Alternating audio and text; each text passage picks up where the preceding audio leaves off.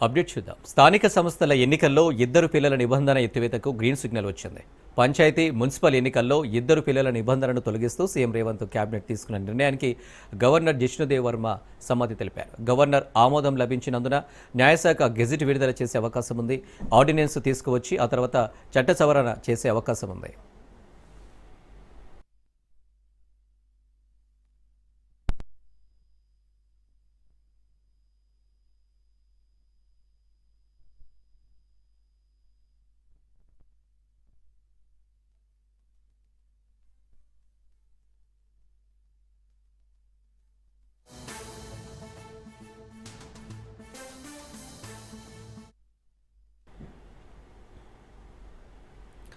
మంత్రి అజారుద్దీన్కు ప్రభుత్వం శాఖ కేటాయించింది. అజారుద్దీన్కు మైనారిటీ సంక్షేమ శాఖతో పాటు పబ్లిక్ ఎంటర్ప్రైజెస్ శాఖలు కేటాయిస్తూ ప్రభుత్వం ఉత్తర్వులు జారీ చేసింది. ఈ నెల 31వ తేదీన అజారుద్దీన్ మంత్రిగా ప్రమాణ స్వీకారం చేశారు. ప్రమాణ స్వీకారం చేసిన 4 రోజులకు అజారుద్దీన్కు శాఖ కేటాయించారు. మైనారిటీ వెల్ఫేర్ శాఖ ఇప్పటి వరకు మంత్రి అడ్లూరి లక్ష్మణ్ వద్ద ఉంది. ప్రభుత్వ రంగ సంస్థల శాఖ సీఎం వద్ద ఉంది. మొత్తంగా రాష్ట్ర కేబినెట్లో మంత్రుల సంఖ్య 15కు చేరింది.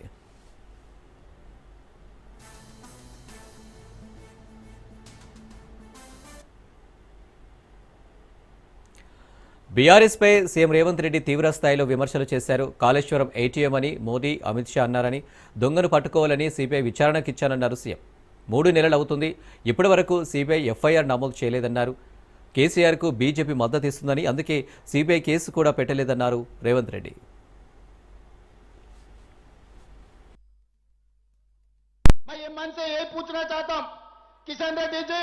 आपका बाप का जागीर मैं कुछ नहीं मांगा, आपका बाप का जागीर कुछ खींच के अजहर को नहीं दिए। मेरे सरकार में, कांग्रेस पार्टी के सरकार में सोनिया गांधी, राहुल गांधी, उनके आदेश के अनुसार अजहरुद्दीन को मैं आज मंत्री बनाया। आपका क्या जा रहे? इनको तो छोड़ो। गुजरात से मोदी जी का जमीन जागीर जायदाद कुछ खींच लिए क्या? मैं कुछ पूछा क्या? गुजरात से कुछ लाए नहीं, गुजरात से कुछ खींच लिए नहीं, गुजरात से कुछ लेके अजहरुद्दीन को मैं नहीं दिया। तेलंगाना में, इसी रियासत में जो निजाम सरकार जो था, वही इलाके में आज अजहरुद्दीन को मैं मुख्यमंत्री होके उनको मंत्री बनाया, मेरे साथी बनाए। क्या तकलीफ हो रहा उनको? किशन रेड्डी को बीआरएस वाले क्यों नहीं रोक रहे? किशन रेड्डी को, किशन रेड्डी वो बयान दिए तो बीआरएस वाले कुछ नहीं बोल रहे। इसका मतलब दोनों एक ही है। दिन में लड़ लेते, रात को मिल लेते। జూబ్లీహిల్స్ బైపోల్ ఎన్నికల్లో పార్టీలు ప్రచారంలో దూసుకెళ్తున్నాయి. రాష్ట్రం ఏర్పడినప్పుడు పవర్ హాలిడేలు ఉండేవన్నారు బీఆర్ఎస్ వర్కింగ్ ప్రెసిడెంట్ కేటీఆర్. తాగునీటికి కటకట ఉండేదని, పీజీఆర్ తాగునీటి కోసం ఎంతో కోట్లాడవారన్నారు.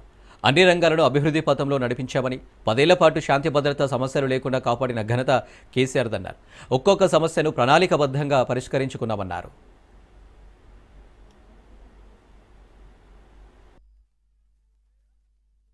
వస్తుందా 2,500, వస్తుందా 4,000 పెన్షన్, తులం బంగారం ఇస్తా అన్నాడు కేసీఆర్ గారు. ఆడపిల్ల పెళ్లి చేసుకుంటే 1,116 రూపాయలు ఇస్తే అదేం సరిపోతుంది, నేను తులం బంగారం ఇస్తా అన్నాడు. ఇస్తున్నాడా తులం బంగారం? అట్లాగే ఇక చూడండి ఒక్కొక్కరికి ఏమేం చెప్పిండో. విద్యార్థినులకు స్కూటీలు, ఆడబిడ్డలకు బతుకమ్మ చీరలు, లగ్గం చేసుకుంటే తులం బంగారం. ఇంకా చెప్పిండు నెలకు 2,500. ఇక రైతన్నలకు నెలకు కేసీఆర్ గారు 10,000 ఇస్తే నేను 15,000 ఇస్తా అన్నాడు. కౌలు రైతులకు 15,000 ఇస్తా అన్నాడు. 2 లక్షల రుణమాఫీ చేస్తా అన్నాడు. 500 రూపాయల బోనస్ ఇస్తా అన్నాడు. విద్యార్థులకైతే, నిరుద్యోగులకు మొదటి సంవత్సరంలోనే 2 లక్షల ఉద్యోగాలు ఇస్తా అన్నాడు. ప్రతి విద్యార్థికి విద్యా భరోసా కార్డు అన్నాడు. నిరుద్యోగులుంటే నెలకు 4,000 రూపాయల నిరుద్యోగ భృతి అన్నాడు. ఫీజు రీయింబర్స్మెంట్ మొత్తం ఇచ్చేస్తా అని డైలాగులు కొట్టిండు. ఇక మైనారిటీలకు 4,000 కోట్ల బడ్జెట్ అన్నాడు. 1,000 కోట్లు అదనంగా ఇస్తా అన్నాడు. అట్లాగే మైనారిటీ సబ్ ప్లాన్ అన్నాడు. ఇంకా చాలా చాలా కథలు, చాలా చాలా విషయాలు వాళ్ళకు కూడా చెప్పినాడు. అట్లాగే మరి 1, 2 కాదు, ప్రతి ఒక్కరికి ప్రతి వర్గానికి, ఎస్సీలకు కేసీఆర్ గారు 10 లక్షల దళిత బంధు ఇస్తే నేను 12 లక్షలు ఇస్తా అన్నాడు. అట్లాగే ఎస్టీలకు కూడా ఇస్తాను దళిత బంధు, గిరిజన బంధు అన్నాడు. అట్లాగే బీసీలకు 42% రిజర్వేషన్లు మాత్రమే కాదు 42% ప్రభుత్వ కాంట్రాక్టులలో. సీఎం రేవంత్ మూర్ఖత్వం, అజ్ఞానంతో మాట్లాడుతున్నారని, ముఖ్యమంత్రి అయ్యానన్న సోయి లేకుండా ఇష్టం వచ్చినట్టు మాట్లాడుతున్నారని మాజీ మంత్రి జగదీష్ రెడ్డి విమర్శించారు. ఎస్ఎల్బీసీ విషయంలో కాంగ్రెస్ టీడీపీ హయాంలోనే అన్యాయం జరిగిందని, ఫ్లోరైడ్తో నల్గొండ జిల్లా ప్రజల నడ్డి విరిచింది వాళ్ళేనని ఆరోపించారు. దేశంలోనే అత్యధికంగా ఒక జిల్లా నుంచి వలసపోయింది పాలమూరు నుంచేనని చెప్పారు. కృష్ణ నీళ్ల పంపిణీపై ట్రిబ్యునల్ వేయాలని కేసీఆర్ పోరాడారని, కేంద్ర ప్రభుత్వం దగ్గర ప్రతి వేదికలో కేసీఆర్ పోరాటం చేశారని తెలిపారు. గతేడాది 250 టీఎంసీలు కూడా వాడలేదని కృష్ణా బోర్డు గుర్తు చేసిందని చెప్పారు. 60 ఏళ్లు పాలన చేసినల్లో కేసీఆర్పై బాధ్యత నెడుతున్నారని అన్నారు. కృష్ణా జలాల్లో వాటాలపై గతంలో కాంగ్రెస్ ప్రభుత్వమే జీవో ఇచ్చిందని జగదీష్ రెడ్డి తెలిపారు. ముఖ్యమంత్రిది మూర్ఖత్వం అనాలన్నా అజ్ఞానం అనాలన్నా అర్థం కాని పద్ధతుల్లో మాట్లాడుతున్నాడు ముఖ్యమంత్రి. ఇంకా అదే కొనసాగింపు, అవే రోత మాటలు. ప్రతిపక్షంగా ఉన్నప్పుడు మాట్లాడితే మాట్లాడవచ్చు, నేను ఒకటి పట్టించుకోలేయాలో, నేను ఒకటి దేకలే. కానీ వాళ్ళ ముఖ్యమంత్రి వైనవన్న షోయి లేకుండా 2 ఏళ్ళు అయిపోతుంటే కూడా ఇంకా ఆ స్థాయి పరిపక్వత తెచ్చుకోకుండా అవే అజ్ఞానం మాటలు, అదే మూర్ఖత్వం, అది ఇంకా కొనసాగిస్తా ఉన్నాడు ముఖ్యమంత్రి. తెలుగుదేశం కాంగ్రెస్ పార్టీలతోనే విషయం దేశానికంతా తెలుసు, తెలంగాణ ప్రజలకు తెలుసు, ప్రతి ఒక్కరికి కూడా. నల్గొండ జిల్లా నాశనం చేసింది, ఫ్లోరైడ్తోనే నడ్డి విరగొట్టింది ఇది కాంగ్రెస్ పార్టీ అని తెలుసు. కృష్ణ నీళ్ళు అట్లనే పోతూనే ఉన్నాయి, నల్గొండ నాశనమైందని తెలుసు. మహబూబ్ నగర్ ప్రపంచంలోనే అత్యంత ఎక్కువ నదీ జలాలు అందుబాటులో ఉండి, అత్యంత ఎక్కువ వ్యవసాయ యోగ్యమైన భూమిని కలిగి ఉండి, కేవలం ప్రభుత్వాల నిర్లక్ష్యం వల్ల అత్యంత ఎక్కువ మంది ఒక ప్రాంతం నుంచి వలసపోయిన జిల్లాగా మహబూబ్నగర్ జిల్లా రికార్డు సృష్టించింది అంటే దానికి కారణం తెలుగుదేశం కాంగ్రెస్ పార్టీలే అని కూడా అందరికీ తెలుసు. ఈ ముఖ్యమంత్రి అబద్ధాలకి అంతులేదు, పొంతన లేదు. ఆ నీళ్ళ శాఖ మంత్రికి ఏమాత్రం జ్ఞానం లేదు. ఎవరైనా ఏదైనా రాసిస్తే చదువుడు తప్ప, ఆయనకు ఈత అంటే భయం, ఇరిగేషన్ సబ్జెక్ట్ అంటే భయం. రాసిచ్చింది చదవడం తప్ప ఇంకోటి అలవాటు చేసుకోవట్లేడు ఉత్తమ్ కుమార్ రెడ్డి గారు కూడా. 60 సంవత్సరాల పరిపాలన మీరు చేసి దానికి టీఆర్ఎస్ బాధ్యత, కేసీఆర్ బాధ్యత, హరీష్ రావు బాధ్యత, సిగ్గుండాలి కదా మాట్లాడడానికి. కొంచెమైనా వద్దాలకు కూడా ఒక హద్దు ఉండాలి కదా. ఎక్కడ చూపించగలుగుతారు టీఆర్ఎస్ బాధ్యత, బీఆర్ఎస్ బాధ్యత? నిన్న మాట్లాడిన మీ మొదటి అబద్ధం, కేసీఆర్ హరీష్ రావులు కలిసి సంఘం పెట్టిండ్రు 512 299 అని మాట్లాడింది. చెప్పుదే పలికి సిద్ధమా అని నేను అడుగుతా ఉన్నా. మీ సమైక్య ఆంధ్రప్రదేశే ఆ జీవో ఇచ్చిపోయింది. ఆ విషయాన్ని మేం చెప్పలే, కేంద్రమే స్వయంగా అపెక్స్ కమిటీ సమావేశ సందర్భంగా మినిట్స్ను స్పష్టం చేసింది చాలా క్లియర్గా. వికారాబాద్ జిల్లా తాండూరులో స్థానికులు ధర్నా చేశారు. మీర్జాగూడ బస్సు ప్రమాదంపై ప్రజలు ఆగ్రహం వ్యక్తం చేశారు. తాండూరు హైదరాబాద్ రోడ్డు బాగు చేయాలని డిమాండ్ చేశారు. కలెక్టర్ వచ్చి హామీ ఇవ్వాలంటూ నినాదాలు చేస్తున్నారు. కాబట్టి మనమందరం తిరగడం జరిగింది. అయినా మరి అధికారంలో ఉన్న నాయకులకు మరి అదేవిధంగా ప్రజాప్రతినిధులకు మరి ఎందుకు ప్రజల పక్షాన నిలవలేకపోతున్నారు, వాళ్ళు ఎందుకు వాళ్ళకి ఒత్తిడి ఏమున్నదో తెలుస్తలేదు. కాబట్టి మిర్జాపూర్లో ఏదైతే బస్ యాక్సిడెంట్ జరిగిందో దాంట్లో 12 మంది తాండూరుకి చెందిన వాళ్ళు ఉండడం ఈరోజు తాండూరు ప్రాంత ప్రజలందరూ కూడా చాలా బాధలో ఉన్నారు. కుటుంబంలో సభ్యులు పోయినంత ఈరోజు తాండూరు ప్రాంతం అంతా కూడా ఈరోజు మోసపడతా ఉంది. నేను ఈరోజు ఆ బాధిత కుటుంబాలకు సంఘీభావం తెలియజేస్తా ఉన్నాను. ఈ ఘటనలో అభం శుభం తెలియని చిన్నారులు, మహిళలు అసలు ఏం జరుగుతుందో కూడా తెలియకుండా మరి వాళ్ళు ప్రాణాలు కోల్పోవడం అనేది చాలా చాలా బాధాకరమైన విషయం. ఇంతటి సంఘటన మొన్ననే ఆలూరు సంఘటన మనం మరవక ముందే మళ్ళీ ఈ మీర్జాపూర్ సంఘటన జరగడం జరిగింది. దీనికి కారణం ఆ రోడ్డు మార్గం చిన్నదిగా चेवला रोड पे एक्सीडेंट हुआ जिसके अंदर तांडूर के कई लोगों की डेथ हुई। जो एक 2 महीने की मासूम बच्ची भी थी उसकी भी डेथ हो गई। तांडूर में जो ये हादसा हुआ, ये इतने लोगों की डेथ हुई तो पहली मर्तबा है। और इसका रीजन क्या है आप लोगों को अच्छे से मालूम है। इसका रीजन सिर्फ एक ही है, रोड्स का मसला। ये गवर्नमेंट आए तो क्या करती, वो गवर्नमेंट आए तो क्या करती। नहीं भाई गवर्नमेंट कोई भी रहने अपने को काम होना है। हम लोग क्या कर रहे हैं भाई, बीआरएस के टाइम पे क्या करे, कांग्रेस के टाइम पे क्या करे। अरे भाई गवर्नमेंट को लेकर क्या करना है। आज इतने लोगों की जान गई हुई है, इसका जिम्मेदार कौन है? इसके जिम्मेदार फिलहाल जो प्रेसिडेंट अब है सीएम रेवंत रेड्डी। కరీంనగర్లో మంత్రి పొన్నం ప్రభాకర్ ఇల్లు ముట్టడికి ప్రయత్నించారు. ఫీజు రియంబర్స్మెంట్ విడుదల చేయాలని డిమాండ్ చేశారు. ఎస్ఎఫ్ఐ నాయకులను పోలీసులు అడ్డుకున్నారు. ఎస్ఎఫ్ఐ నేతలు పోలీసులకు మధ్య తోపులాట జరిగింది.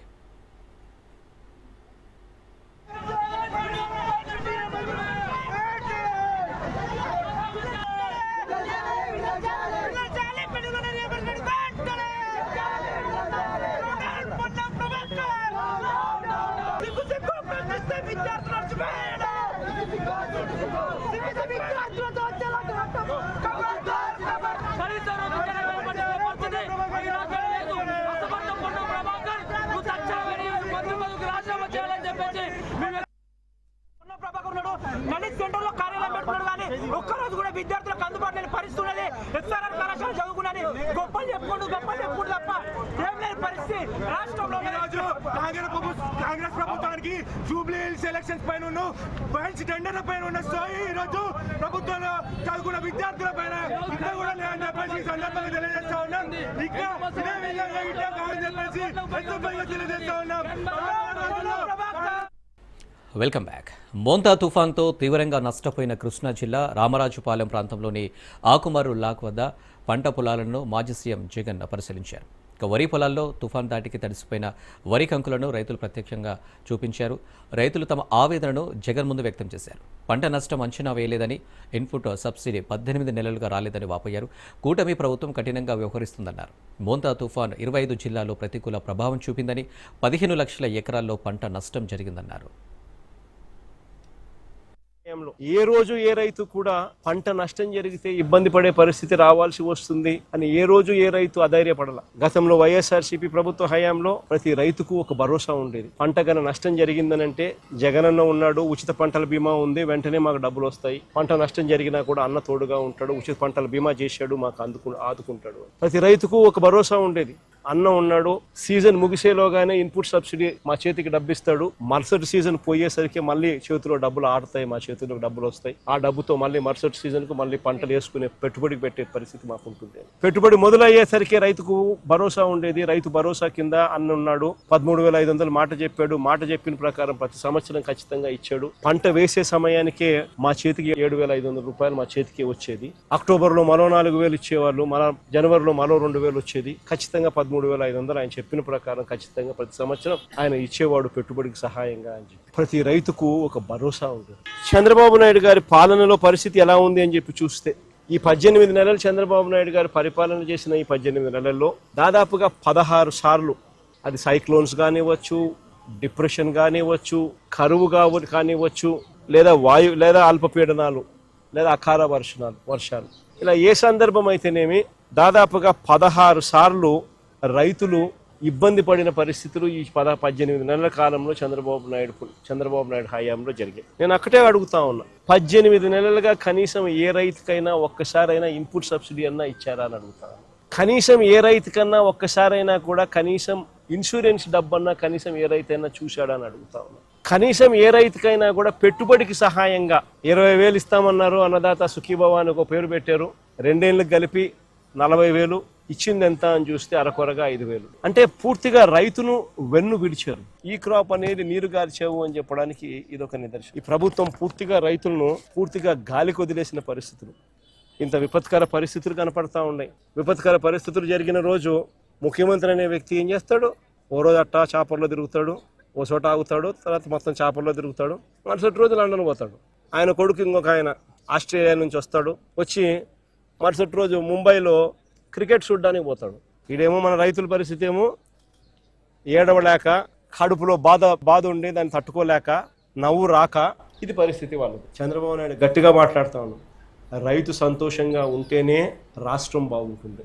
రైతు గన కన్నీరు పెట్టినాడు అని అంటే ఏ ప్రభుత్వంకైనా కూడా అది అరిష్టమే అని చెప్పి చంద్రబాబు నాయుడు గుర్తుపెట్టుకోమని గట్టిగా చంద్రబాబు నాయుడుకు వార్నింగ్ ఇస్తా ఉన్నాం ఈ సమయంలో. చంద్రబాబు నాయుడు దృష్టిలో రైతు అనేవాడు వ్యవసాయమే దండుగా, వ్యవసాయం చేయడమే దండుగా, రైతు వేస్ట్ అనేది చంద్రబాబు నాయుడు మైండ్ సెట్. అందుకనే రైతు ఈ రోజు ఇన్ని అగసాట్లు పడతా ఉన్నాడు, ఇన్ని అవస్థలు పడతా ఉన్నాడు. ఈ మైండ్ సెట్ మార్చుకుని రైతు రాష్ట్రానికి వెన్నెముక అని చెప్పి గుర్తించమని చెప్పి చంద్రబాబు నాయుడు గట్టిగా డిమాండ్ చేస్తూ ఉన్నాము.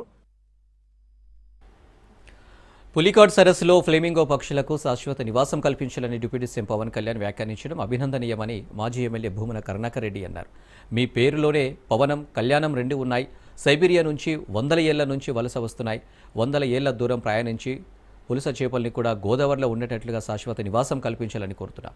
ఏప్రిల్, మే నెలలో శీతల వాతావరణం మీ ఆధీనంలో ఉంచుకొని రాష్ట్రంలో చల్లదనం శాశ్వతంగా ఉంచాలని కోరుతున్నామని భూమన అన్నారు. అయితే సనాతన ధర్మం పరిరక్షకులుగా మీరు ఇంకా ఎన్నో చేయాలని భూమన కరుణాకర్ రెడ్డి విమర్శించారు. దేవాలయాల్లో రోడ్లపై ప్రమాదాలు జరగకుండా, మద్యం మత్తులో అనర్థాలు జరగకుండా చూడాలన్నారు. మీరు గాల్లో పక్షుల్ని, నీటిలో చేపల్ని కూడా మీ ఆధీనంలోకి తీసుకోవాలని అనుకోవడం అభినందనీయమంటూ వ్యంగ్యాస్త్రాలు సంధించారు. ప్రకృతిని శాసించే శక్తి మీకు కలగాలని ఆ దేవుని ప్రార్థిస్తున్నా, ఇప్పటికే మీ జ్ఞాన తృష్ట ప్రజలకు అర్థమైంది అని కరుణాకర్ రెడ్డి సెటైలు వేశారు. కళ్యాణము రెండు ఉన్నాయి. అంత గొప్ప పేరు, సార్థక నామధేయులు వారు. పవన్ కళ్యాణ్ గారు, మీరు ఎక్కడో సైబీరియా నుంచి వందల వేల సంవత్సరాలుగా పులికాట్ సరస్సుకు వచ్చేటువంటి ఆ ఫ్లెమింగో పక్షులకు మళ్ళీ తిరిగి సైబీరియాకు పోనివ్వకుండా ఆంధ్రప్రదేశ్లో ఎకో టూరిజాన్ని డెవలప్ చేయటం కోసమని ఆ పక్షులని శాశ్వతంగా ఇక్కడే ఉంచేంతగా మీ ఆలోచనల్ని నేను మనస్ఫూర్తిగా అభినందిస్తున్నా. ఈ సందర్భంగా మీకు నా ప్రత్యేకమైనటువంటి విన్నపం కూడా ఒకటి చేస్తున్నా. బంగాళాఖాతంలో సుదూర ప్రాంతాల నుంచి సరిగ్గా వందల వేల మైళ్ళ దూరం ప్రయాణించి గోదావరి వరదలప్పుడు వరదల్లో సమయంలో గోదావరిలోకి వచ్చేటువంటి పులస చేపని కూడా మీరు శాశ్వతంగా గోదావరిలోనే ఉండేటట్టుగా స్థిర నివాసం ఏర్పరచుకునేటట్టుగా చేయవలసిందిగా మిమ్మల్ని కోరుకుంటున్నా. తద్వారా పిఠాపురం నియోజకవర్గంలో ఉన్నటువంటి ప్రజలతో సహా ఆంధ్ర రాష్ట్రంలో అందరికీ కూడా వంతెన నిర్మాణంపై రాష్ట్ర ప్రభుత్వం నిర్లక్ష్యంపై అసహనం వ్యక్తం చేస్తూ కొందరు గ్రామస్తులు వినూత్న నిరసన చేపట్టారు. సీఎం రేవంత్ రెడ్డితో పాటు మంత్రుల ఫోటోలను గాడిదకు అతికించి బ్రిడ్జి సాధన సమితి నాయకులు నిరసన వ్యక్తం చేశారు. జనగామ జిల్లాలోని గానుగుపాడు, చీటకోడూరు గ్రామాల్లో వంతెన నిర్మించాలని రాష్ట్ర మంత్రులు అధికారులకు ఎన్నోసార్లు మొరపెట్టుకొని ఫలితం లేకపోవడంతో గాడిదతో నిరసనకు దిగారు. మంత్రులు కోమటిరెడ్డి వెంకటరెడ్డి, పొంగులేటి శ్రీనివాసరెడ్డి, సీతక్క ఫోటోలను గాడిదకు అతికించి ర్యాలీగా వెళ్లారు. మార్గమధ్యంలో పోలీసులు అడ్డుకోవడంతో ఉద్రిక్తత నెలకొంది. అక్కడి నుంచి కలెక్టరేట్కు చేరుకున్న గ్రామస్తులు ప్రభుత్వ తీరును నిరసిస్తూ శ్రీశాసనం వేశారు. అధికారుల నిర్లక్ష్యం వల్ల కల్వట్టులో పడి ప్రమాదాలు జరుగుతున్నాయని, తాత్కాలిక వంతెనలు నిర్మించిన ఉపయోగం లేదని, ఇప్పటికైనా అధికారులు స్పందించి వంతెన నిర్మాణం పూర్తి చేయాలని గ్రామస్తులు డిమాండ్ చేశారు. మేము ఇక్కడ గాన్పాడ దగ్గర బ్రిడ్జి కొట్టుకుపోయింది. బ్రిడ్జి కొట్టుకుతే వాళ్ళు పిల్లల వరకు లేపిదని పని ఆపింది. ఇప్పుడు 2 సంవత్సరాలు అవుతుంది. 2 సంవత్సరాల తాత్కాలిక రోడ్ ఒక పైసాల కొట్టుకుపోయింది. అట్లా ఆడొక బస్సు పడ్డది, ఒక లారీ పడ్డది. మహారాష్ట్రకు కార్లో వేటలు కూడా వచ్చి కారు కూడా దాంట్లో పడ్డది. చాలా ఇబ్బందులు పడుతున్నాం. అందుకే మేడ్చల్ జిల్లా దేవరాయంచాల్లో హైడ్రా కూల్చివేతలు చేపట్టింది. నాలాపై అక్రమ నిర్మాణాలు తొలగించారు హైడ్రా అధికారులు. నాలాపై ప్రహారీ గోడ నిర్మించి కబ్జా చేశారని హైడ్రాకు ఫిర్యాదు చేశారు. వర్షం పడినప్పుడల్లా పలు కాలనీలు నీట మురుగుతున్నాయని బాధితులు ఫిర్యాదు చేశారు. ఈ నేపథ్యంలో హైడ్రా అధికారులు కూల్చివేతలు చేపట్టారు.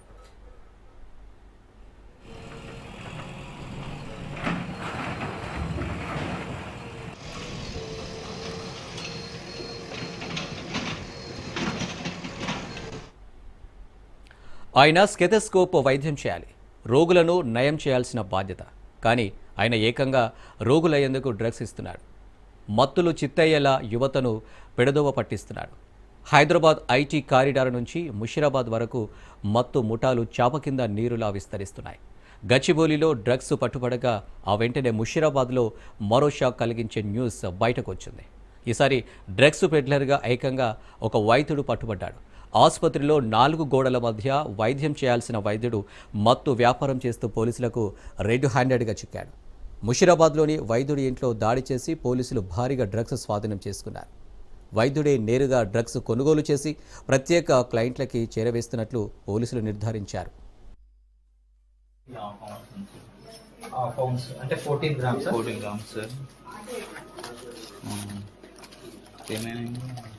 ఇదే కదా ఓజీ. భూంపల్లి అఖిల వయసు 21 సంవత్సరాలు, వటుల గ్రామానికి చెందిన మహిళ గుర్తెలుపుగా తాగి ఆత్మహత్య చేసుకోవడం జరిగింది. దీనికి గల కారణాలు తెలుసుకోగా అదే గ్రామానికి చెందిన బండోల నరేష్ అనే వ్యక్తి ఇద్దరు ప్రేమించుకోవడం జరిగింది. ప్రేమించుకున్న తర్వాత వీళ్ళు ఇద్దరు కుటుంబ సభ్యులు కూడా ఇద్దరికి తండ్రి లేకపోవడంతో మీకు ఇలా చేయడం కరెక్ట్ అని చెప్పేసరికి వీళ్ళు దూరం కొంతకాలంగా దూరం. మరికొండ పంచవటి కాలనీలో కాల్పులు కలకలం సృష్టించాయి. ఓ స్థల వివాదంలో ఇరు వర్గాల మధ్య ఘర్షణ చోటు చేసుకుంది. మాజీ డిప్యూటీ సీఎం కృష్ణమూర్తి తమ్ముడు ప్రభాకర్ గాల్లోకి కాల్పులు జరిపారు. స్థలం ఖాళీ చేయాలని బాధితుడిని బెదిరించినట్లు ప్రభాకర్పై ఆరోపణలున్నాయి.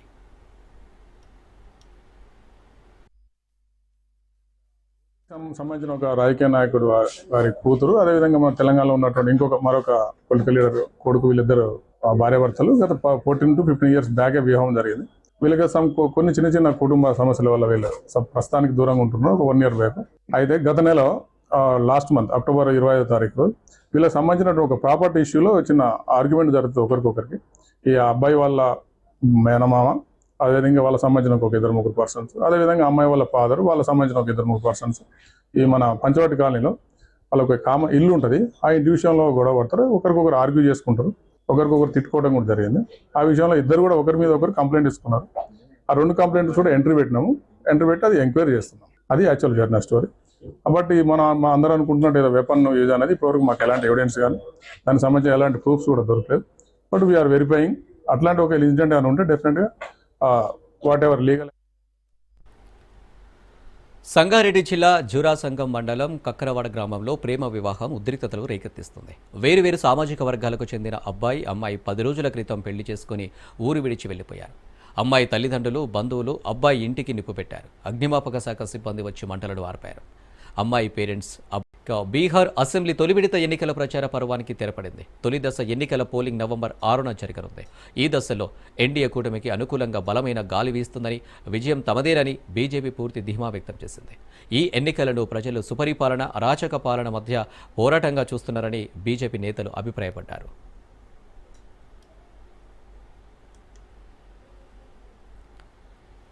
దేశీయ స్టాక్ మార్కెట్లు నష్టాలతో మూశాయి. ట్రేడింగ్ రెండో అర్ధభాగంలో ఇన్ఫర్మేషన్ టెక్నాలజీ, మెటల్ రంగాల షేర్లలో అమ్మకాల ఒత్తిడి పెరగడంతో సూచీలు పతనమయ్యాయి. ట్రేడింగ్ మూసే సమయానికి సెన్సెక్స్ 519 పాయింట్లు నష్టపోయి 83,459 వద్ద స్థిరపడింది. అదేవిధంగా నిఫ్టీ కూడా 165 పాయింట్లు క్షీణించి 25,597 వద్ద మూసింది. ఇవి అప్డేట్స్. మరిన్ని అప్డేట్స్ కోసం చూస్తూనే